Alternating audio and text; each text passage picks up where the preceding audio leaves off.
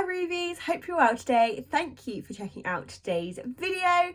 If you're new to the channel, hi, I'm Hannah Ruby. This is my lifestyle slash makeup slash everything non-music and tech or gaming related channel, One of Ruby. I do also have a music channel I upload on every Sunday called Hannah Ruby, and a gaming channel called Ruby Gaming, which you can check out in the description below. And I hope you'll stick around and subscribe for new videos every Saturday. I'm doing them at the moment. So today, as it was World Book Day this week, actually it's today, the day I'm recording, I thought I could just share some books that have kind of been impactful slash memorable throughout my life. I just thought I could share that might just be interesting. It may not, I don't know, but it's always good to have book recommendations anyway, so why not? So I'm not going to really do this in any order. I've just got some books here and some on my Kindle, and I'm gonna just tell you them, and I'm gonna read you what the blurb says, and maybe an odd line or two about why I like it or something. So I'm just keeping an eye on the time because I have to go in 10 minutes for a music related event, but I thought I could film this now because everything's catching up with me this week. Last week I was very organised, this week I'm not so organised. So no particular order. Well, maybe I'll start with the ones that I liked. So this is throughout my life, so a lot of these books I read as a child, because I did read a lot more back then, to be honest, than I do now. I'll say I don't have enough time for reading, but that's kind of just a lame excuse, really. I probably don't prioritise enough time for reading. But yeah, I did used to read a lot more, so I have a lot more of those books. So I'm just going to start in any old order, but starting with the ones from when I was a child. So the first one is Roald Dahl, Boy, Tales from Childhood. There's a lot of the Roald Dahl ones that I really enjoyed. Charlie the Chocolate Factory, and The Witches. Also Matilda's a great one. And these ones are the actual original ones I had, I think. Yeah, I'm pretty sure this one is. And I know for a fact this one is because I have a little sign in the front that says, "To Hannah, love mummy, 2003. So I would have been about 7 or 8. I think I either got this for Christmas or birthday. So yeah, I would have been around 7 or 8, I think. So yeah, Roald Dahl. There's a good chance you've probably read a lot of these books. Roald Dahl was a classic, but the one about Boy is his kind of own autobiography, and it's just his, like, as it says, tales from childhood, his memories, and I thought it was just really interesting. So yeah, if you haven't read Boy, Tales from Childhood, and maybe you've read some of the others, it's well worth a read. I thought it was really interesting. So that's number one. The next one is very, very random, but it was just a book. I mean, the fact that I've kept them for this long means that they're kind of memorable to me for whatever reason. And this is one, for some reason over the years, I've just never been able to throw away because I just loved it so much. And this is Danis Diary, Narinder Dharmi. And this one says, Dani has always kept a diary, and now she uses it to pour out all her frustrations about her awful new stepsister, Lolita. She also moans to her gran, who gives Dani a present to distract her, a copy of the diary she kept as a child, when her family moved from India to England in the 1960s. Reading about her gran's friendship with the mischievous Millie is fascinating and fun, and soon it becomes clear there's even more to the story. Dani will have to delve deep to figure out what really happened to Millie. She might even have to turn to unlikely sources of help, but can discovering the past help with her future too? And I don't want to say too much because I don't want to give it away. I've not actually read it in years. I'm going to have to read it again at some point. But it was just really interesting. I love anything kind of based in history, to be honest. And the fact that it was kind of set kind of half in the present, half in the 60s, and it was kind of her reading her gran's diary. I thought that was really interesting, and just really cool. So yeah, if you've never read that, this is really good. Next up, we've got, it's more a collection of books, but I've just picked up one, and that is A Series of Unfortunate Events. This is the first one, A Bad Beginning, and I think there's about 13 books, and I've read them all. I enjoyed them all. And now they have a Netflix series, which is cool. They did have a film as well. But that wasn't as amazing. I mean, I didn't mind it too much. I know other people really, really hated it. I thought Jim Carrey was quite good. But yeah, I mean, that one only focuses on like the first 3 books, I think, whereas the series obviously covers it all. I think it covered it all anyway. Trying to remember, I think so. So yeah, it was just really good. And the books, I really, really enjoyed them. I've actually still got them all up on my bookshelf up there. So these were just ones that I've just never been able to throw away because I just love them so much. And I actually think this was the original cover as well. Some of the new paperback covers are a bit different. I actually think I did have one, but I think I gave it away, or it's in my sell pile or something. But yeah, so I'm going to just read this blurb out, and just in case for whatever reason you haven't read them. So it says, "Dear reader, I'm sorry to say that the book you are holding in your hands is extremely unpleasant. It tells an unhappy tale about 3 very unlucky children. Even though they are charming and clever, the Baudelaire siblings lead lives filled with misery and woe. From the very first page of this book, when the children are at the beach and receive terrible news, continuing on through the entire story, disaster lurks at their heels. One might say they are magnets for misfortune. In this short book alone, the 3 youngsters encounter a greedy and repulsive villain, itchy clothing, a disastrous fire, a plot to steal their fortune, and cold porridge for breakfast. It is my sad duty to write down these unpleasant tales, but there's nothing stopping you from putting down this book at once and reading something happy, if you prefer that sort of thing. With all due respect, Lemony Snicket." And it's just really cool. Obviously, the guy that wrote it is actually not called Lemony Snicket. And it's kind of cool how the author turns his pseudonym into part of the story. I'm not going to go into that too much. You can read it. And it's also really interesting how the book kind of urges constantly, like, put this book down, save yourself from misfortune, when all books are trying to be like, read me, this is a great book, read it. And that was just really good. And obviously it's a nice spin from the kind of the classic fairy tales, happy ending stuff. It was just really, yeah, just a great series. Recommend reading the books. And if you've seen the series, please read the books. The books always have so much more detail. But obviously the series was great. So, to no one's surprise, next up, Harry Potter. This was my original book I got whenever I got it, long time ago. And this obviously is the first introduction to the series. I don't think I really need to kind of read too much about this. Probably everyone knows about Harry Potter, but I had to include it in a book of my most impactful books because I just love Harry Potter. It's one of my favourite series ever. And if you've just watched the films, please read the books because there's just so much detail the film misses out that are in these books. So yeah. Okay, so next up is a book I've read several times throughout the years, and that is Anne Frank's Diary. This one is just it's just a roller coaster really, because it's, you know, it's her life, and it's just you just, I don't know, it the more you kind of read it, the more you feel like you knew her.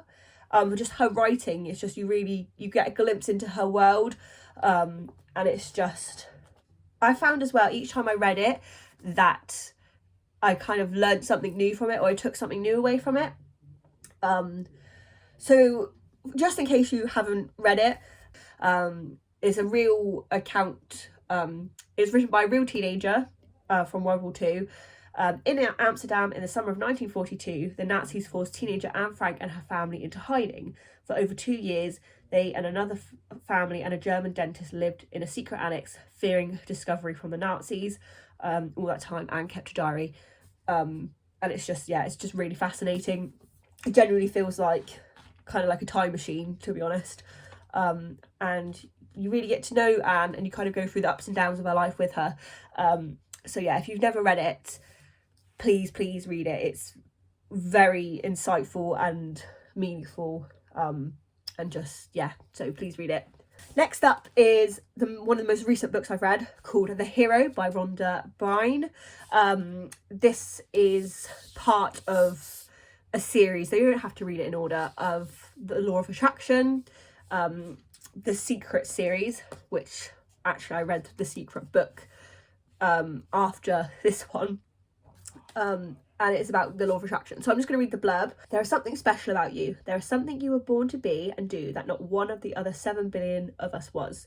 There is a life you are meant to live. There is a journey you're meant to take. This book is about that journey. 12 of the most successful people living in the world today share their seemingly impossible stories and reveal that you were born with everything you need to live your greatest dream, and that by doing so, you will fulfill your mission and literally change the world. Once there was a hero. And it's just full of positivity, and it's just, you know, there's lots of stories in it of successful people, probably some that you'll have heard of, and the kind of the struggles they had to face to get to where they are, and it's just very motivating and inspiring, and I just really, really enjoyed it. Okay, sorry if the angle's just changed. I had to just go from a music event. I'm back. So my next book is also a recent-ish one. When I say recent, like the last several years. And this is The Life-Changing Magic of Tidying Up by Marie Kondo. I'll be totally honest. I mean, I've read it all, obviously, once or twice. But I haven't applied all the principles fully yet. But I really like the idea behind it, about sparking joy. So this is what the summary is. Japan's expert declutterer and professional cleaner Marie Kondo will help you organise your rooms once and for all with her simple KonMari method. The key to successfully tidying is tackling your home in the correct order, keeping only what you really love, and doing it all at once. This incredibly easy method will not just transform your space, it will change you too. You will feel more confident, become more successful, and be motivated to create the life you want. I just really like the whole idea behind this book about sparking joy and kind of doing like one big clean rather than like loads of little ones. This is one on my kind of to-do list to read again, to kind of spark some motivation to get going. So this one was really great. The next one, again, I read probably around the same time as the last one, maybe a little bit before, and that is A Girl Boss by Sophia Amoruso. So I'll read this to you.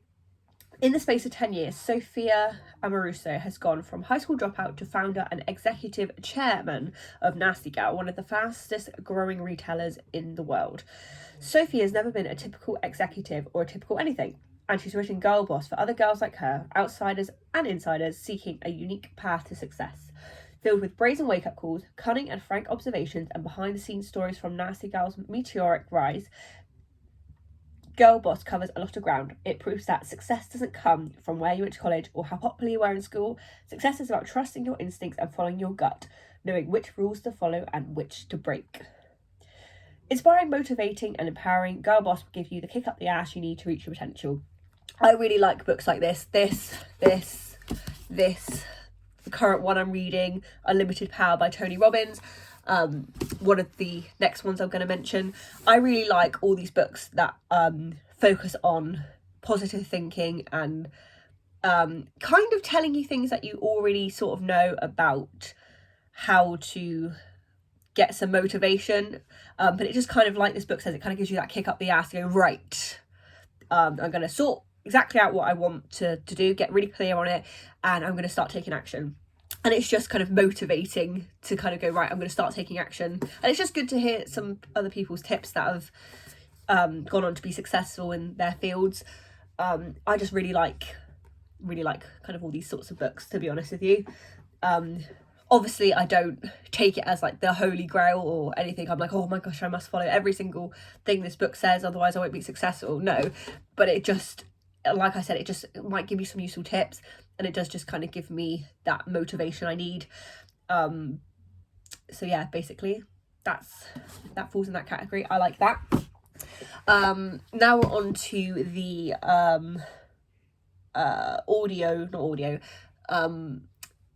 what's it called? Like the Kindle versions of the book. Sorry, it's been I always end up recording these videos at the end of the day because that's when I have time, but also it means it's when I'm tired. The next one does fall into this category as well. You may have heard of it. It's called Atomic Habits by James Clear. Yeah, that one again is a book that's really highly recommended. A lot of people love it too, and it is really, really great. I would highly recommend at least just downloading a sample of the book to just see what you think.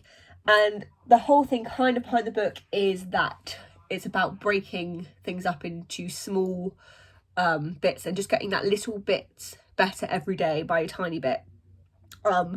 And one example I have for this is how this has really helped me, and I mean, it's a really small thing, but for me it was quite big.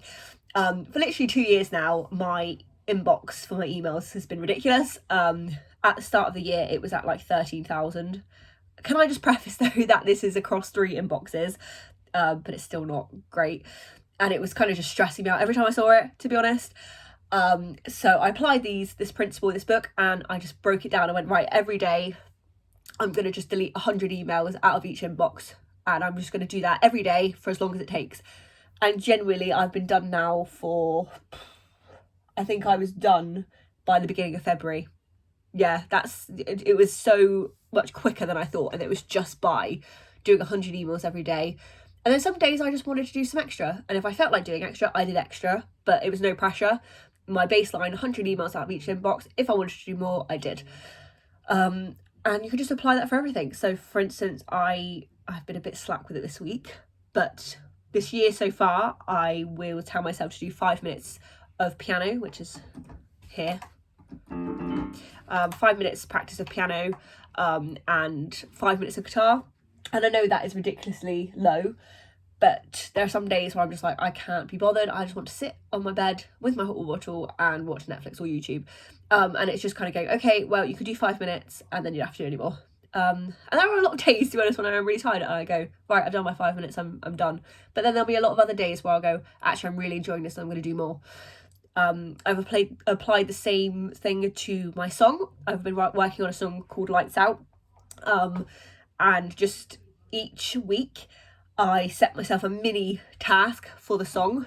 And then it's not every day, but I'll kind of over the course of the week choose a few days to work on this mini task. So for example, initially it was just recording a really rough arrangement, and then it was just doing some really rough vocals, and then it was like, okay, well, I've got the really rough vocals, maybe I could do some proper vocals. And then, okay, I've got the rough arrangement, let's try and make this little section of the song a bit better, and then this section of the song a little bit better. So yeah, that book has been a lot more it's been a lot more impactful than even actually I realised, to be honest. I've kind of have been incorporating it a lot into my routine this year so far. So yeah, I highly recommend that one. Okay, the next 2 are Kindle versions, and they are both music ones. So I'm going to start with John by Cynthia Lennon. It is basically Cynthia Lennon's, it's not really an autobiography. I mean, obviously she does talk about her life as well, but it's also her life with John Lennon. Well, she was with him when she first met him, when she was married to him, and obviously is a big fan of the Beatles. I was really interested in reading it. Cynthia Lennon as well just seemed like a really, really lovely woman. Unfortunately, she's now passed on, but she just seemed like such a lovely woman. Her son and John's son Julian, he also seems like a great person, and I was just kind of interested in finding more about her and John. About her as a person, and also her with John, and also John Lennon, and it was just really interesting. It's a book I've read 2 or 3 times now. So if you are a music fan and if you're a fan of the Beatles, that's probably a good one to check out. The second one is similar sort of vein, is called Mercury and Me. It's about Freddie Mercury, written by John Hutton, his longtime partner. And again, it was just really interesting. I'm a huge fan of Queen. Freddie Mercury as a singer is probably one of my favourite singers ever, to be honest with you. And I was just really interested in finding more out about him as well. And Jim Hutton he also seems like a really lovely person. His writing is really great. It's just written in a way that just really flows and kind of immerses you in the world that he was in with Freddie Mercury. And again, it's just another one, if you're a fan of Freddie Mercury or Queen or a music fan, that one was really, really great. So those are 2 music books. Sorry, the next 2 are quite sad, or kind of, well, yeah, mostly kind of sad. Next one's kind of not as happy. So the first one, well, I'll tell you what, we'll start with the really sad one, and then we'll end on the kind of the other one where we can talk about some good bits of it. You'll see what I mean. So the next one is a historical type thing. I suppose if you could call it historical, I suppose it kind of is now.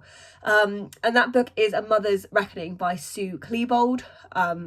So this is in relation to the Columbine High School massacre.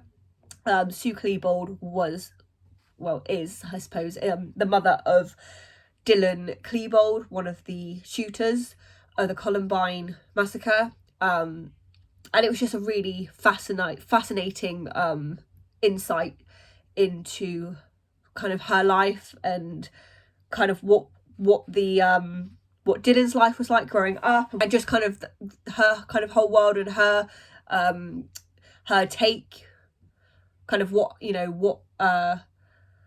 the impact it all had on her, and it's just really a really well written book. There's probably not much more I can say about that.